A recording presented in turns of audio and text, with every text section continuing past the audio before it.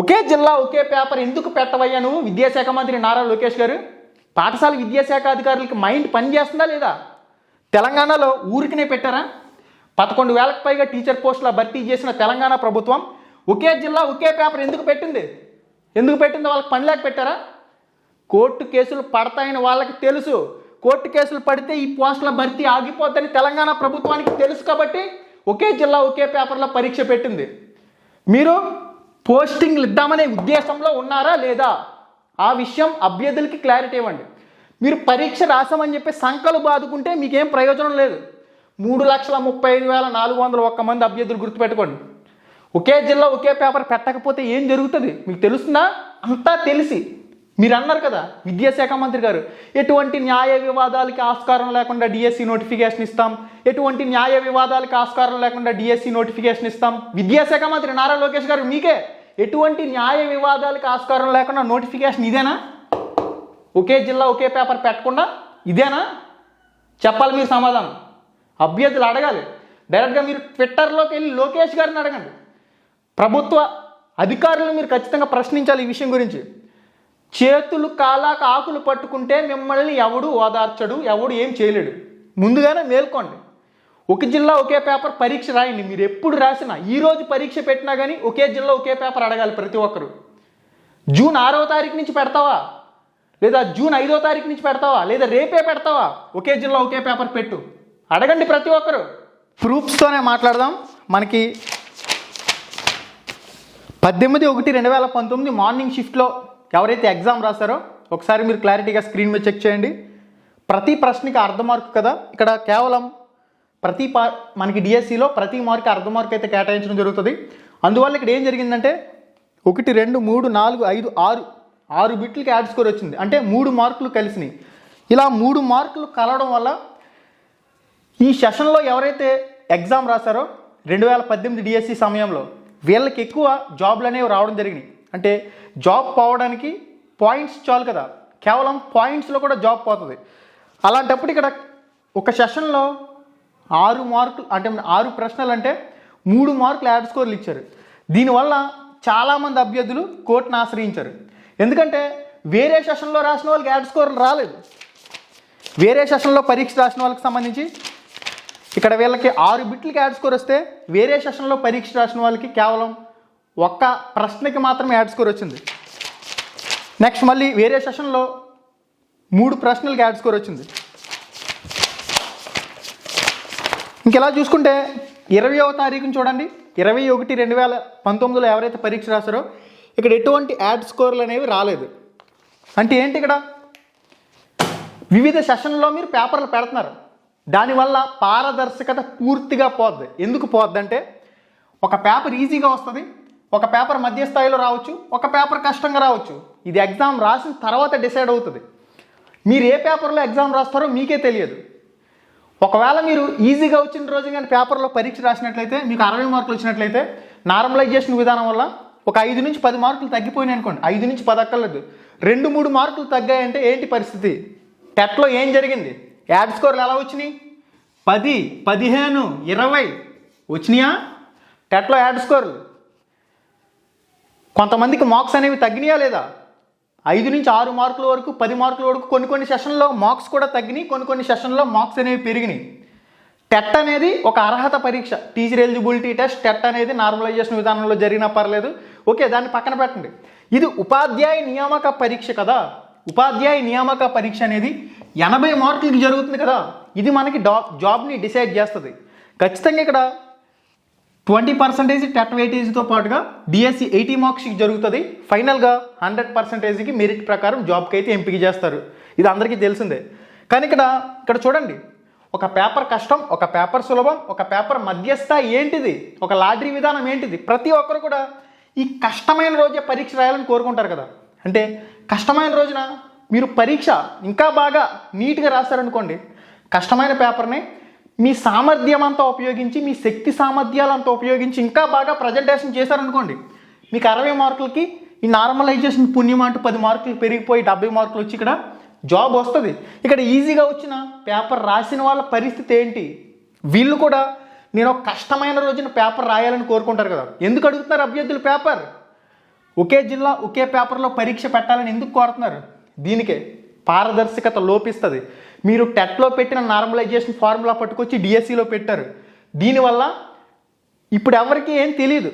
Exams అనేవి రాసేస్తారు నీట్గా. Exams అనేవి అయిపోయిన తర్వాత మెరిట్ లిస్ట్లో వచ్చినప్పుడు నాకు మార్క్స్ అనేవి తగ్గిపోయినాయి, నాకు మార్క్స్ అనేవి పెరిగాయి, నా మార్క్స్ అనేవి 1-2 మార్కులు మాత్రమే తగ్గాయి, 1-2 మార్కులు మాత్రమే పెరిగాయి. ఏంటిది? పారదర్శకత ఎందుకు లేదు? ఏమైంది అక్కడ? చేతులు కాలాక ఆకులు పట్టుకున్నట్టు అవుతుంది. మీరు ముందుగానే మేల్కొనాలి. ఒకే జిల్లా ఒకే పేపర్ పెట్టడం ఏంటి ఇబ్బంది ప్రభుత్వానికి? ఎంత ప్రశ్నించినప్పటికీ ట్విట్టర్లో సైతం ట్వీట్లు వేయించాం. కొన్ని వందల మంది ట్వీట్ చేశారు. ఖచ్చితంగా విద్యాశాఖ మంత్రి నారా లోకేష్కి ఒకే జిల్లా ఒకే పేపర్ అంశం అనేది తెలియంది. కానీ ఆయన ఎందుకు స్పందించడం లేదు? 2018లో 2019, 2020, 2021, 2022లో పోస్టింగ్లు ఇచ్చారు. అంటే దాదాపుగా 4 సంవత్సరాలు కోర్టు కేసు నడిచింది. 2018లో ఈ విధంగా యాడ్ స్కోర్లు రావడం వల్ల మాకు జాబ్ అనేది పోయిందని, వివిధ పేపర్లలో పరీక్ష పెట్టడం వల్ల మాకు జాబ్ అనేది పోయిందని చాలామంది కోర్టులో కేసు నమోదు చేశారు. ఆ కేసు 4 సంవత్సరాలు కోర్టులో దేకి అప్పుడు 2022లో రాత్రి పోస్టింగ్లు ఇచ్చాడు. అలా ఆ పోస్టుల భర్తీ జరిగింది.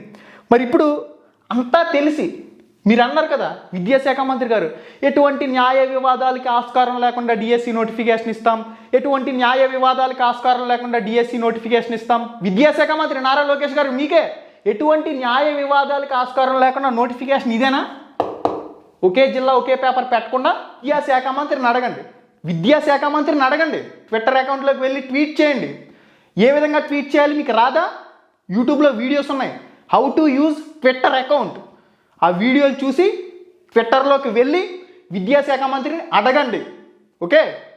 ఒకే జిల్లా ఒకే పేపర్ ఎప్పుడు రాసినా కానీ, ఈరోజు రాసినా, రేపు రాసినా, ఎల్లుండి రాసినా, ఒకే జిల్లా ఒకే పేపర్లో పరీక్ష ఎందుకు పెట్టవు, ఒకే జిల్లా ఒకే పేపర్ ఎందుకు పెట్టరు మీరు అని చెప్పేసి విద్యాశాఖ మంత్రిని అడగండి. ఎవరిని అడగాలి? విద్యా సంబంధిత విషయాలకు సంబంధించి విద్యాశాఖ మంత్రి స్పందించాలి. గౌరవనీయులు పవన్ కళ్యాణ్ గారు, మీ మీద మాకు చాలా గౌరవం ఉంది. మీకు ఓట్లేసి గెలిపిస్తే డిఎస్సి అభ్యర్థుల సమస్యలపై కనీసం మీకు స్పందించేంత తీరిక లేదా అని చెప్పేసి ఈ రోజున పవన్ కళ్యాణ్ గారికి డిఎస్సి అభ్యర్థుల సూటి ప్రశ్న. డిఎస్సి అభ్యర్థుల్ని, వైసీపీకి డిఎస్సి అభ్యర్థులకి సంబంధం ఏంటయ్యా? మీరు ఎన్ని రకాల డ్రామాలు ఆడినా డిఎస్సి అభ్యర్థులందరూ కూడా చూస్తున్నారు. డిఎస్సి అభ్యర్థులు అంటే 6 లక్షలు 7 లక్షల కుటుంబాలు మాత్రమే కాదు, 1 కోటి ఓట్ల సమూహం. గుర్తుపెట్టుకోండి, కొట్టితే దెబ్బ 5 సంవత్సరాలు పడుతుంది. జగన్మోహన్ రెడ్డికి కొట్టారు దెబ్బ 5 సంవత్సరాలు కోలుకోనక పడుతుంది. నెక్స్ట్ మీరు ఇష్టారాజ్యంగా వ్యవహరిస్తే మీకు కొడతారు దెబ్బ, కోలుకోవడానికి ఎన్ని సంవత్సరాలు పడుతుందో మీకే తెలియాలి. ఇదేమీ హెచ్చరిక కాదు, అభ్యర్థుల ఆవేదన. లక్షలాది మంది మమ్మల్ని ప్రశ్నిస్తూ ఉన్నారయ్యా విద్యాశాఖ మంత్రి గారు. ఒక YouTube channel Ram Ramesh production నేను నడిపిస్తూ ఉన్నాను. 5 లక్షల మంది డిఎస్సి అభ్యర్థులు నన్ను అడుగుతారు. అడిగాను, నేను చాలా శాంతియుతంగా ప్రశ్నించాను, చాలా శాంతియుతంగా మీకు ట్వీట్లు పెట్టించాను. మీరు మాత్రం ఏమీ స్పందించలేదు. దున్నపోతు మీద వర్షం కురిసినట్టే, అసలు రెస్పాన్స్ లేదు, ఏమీ లేదు. ఒకే జిల్లా ఒకే పేపర్ పరీక్ష రాయకపోతే ఏం జరుగుతుంది అనేది అభ్యర్థులందరికీ కూడా ఇప్పుడే క్లారిటీ ఇవ్వడం జరిగింది. ఫర్దర్గా ఫ్యూచర్లో మీరు అప్పుడు ఎందుకు చేయలేదు, మీరు అప్పుడు ఎందుకు ఈ విషయాన్ని రైజ్ చేయలేదు అని అభ్యర్థులు అనడానికి సరిపోకుండా ఈ వీడియో నేను చేసి పెడుతున్నాను. అర్థమవుతుందా? ఒకే జిల్లా ఒకే పేపర్. విద్యాశాఖ మంత్రి అస్సలు ఈ విషయం గురించి మాట్లాడడం లేదు. 11,000కు పైగా పోస్టుల భర్తీ చేసేటప్పుడు తెలంగాణ ప్రభుత్వం ఒకే జిల్లా ఒకే పేపర్ ఎందుకు పరీక్ష నిర్వహించింది, నార్మలైజేషన్ విధానాలు ఎందుకు పెట్టలేదు? ఒక్కసారి ఆలోచించుకోండి. ఎంతమంది? 3,30,401 మంది అభ్యర్థులు దరఖాస్తు చేశారు. ఎన్ని అప్లికేషన్లు వచ్చినాయి? 5,77,417. మీరు పరీక్ష రాయటానికే పరిమితం అయిపోతారా? పోస్టింగ్లు తీసుకుంటారా? చేతులు కాలాక ఆకులు పట్టుకుంటే పని అవ్వదు, ముందుగానే మేల్కొనాలి. దీనికి సంబంధించి విత్ ప్రూఫ్తో సహా నేను మీకు ఇప్పుడు ఎక్స్ప్లెయిన్ చేస్తాను. ఎస్జిడి అభ్యర్థులకు పరీక్ష జరిగింది. ఇక్కడ ఎన్ని యాడ్ స్కోర్లు వచ్చినాయి? 1, 2, 3, 4, 5, 6 యాడ్ స్కోర్లు వచ్చినాయి. ఎన్ని వచ్చినాయి? 6 మార్కులు యాడ్ స్కోర్లు వచ్చినాయి. 2018లో కోర్టు కేసు ఏం పడిందో తెలుసా? ఏకంగా 6 ప్రశ్నలకు యాడ్ స్కోర్ ఇచ్చారు.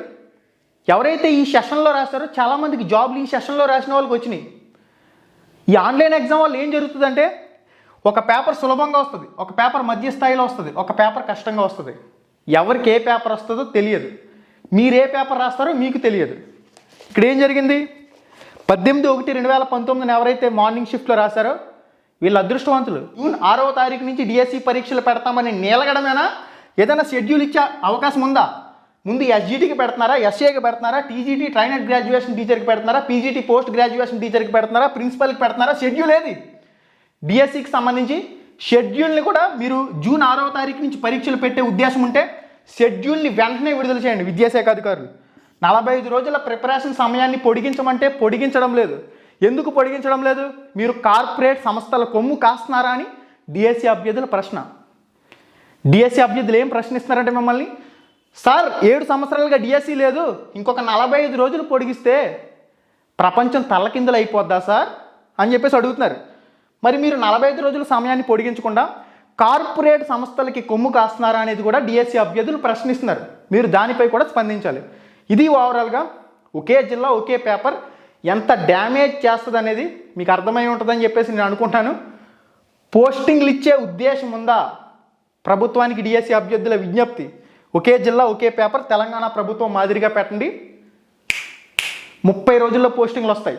పరీక్షలు జరిగినా 30 రోజుల్లో పోస్టింగ్లు వస్తాయి. ఒకే జిల్లా ఒకే పేపర్లో పరీక్ష పెడితే, నార్మలైజేషన్ విధానంలో పరీక్షలు పెడితే, సులభంగా వచ్చిన రోజున పేపర్ రాసిన వాళ్ళకి సంబంధించి మార్క్స్ అనేవి తగ్గితే కోర్టును ఆశ్రయిస్తారా? పోస్టుల భర్తీ నిలిపేస్తారా? అవకతవకలు ఉన్నాయా లేదా? ఒకే జిల్లా ఒకే పేపర్పై ప్రతి ఒక్కరు కూడా 16,347 మంది జీవితాలు మారుతాయి. లేదంటే మాత్రం ఫర్దర్గా ఇబ్బందులనే ఉంటాయి. ఈ విషయాలన్నింటినీ కూడా మీకు క్లారిటీగా అర్థమయ్యేలా వివరించానని చెప్పేసి నేను అనుకుంటున్నాను. మళ్ళీ వీడియోలో మళ్ళీ కలుసుకుందాం. సదా మీ సేవలో రామ్ రమేష్ ప్రొడక్షన్స్.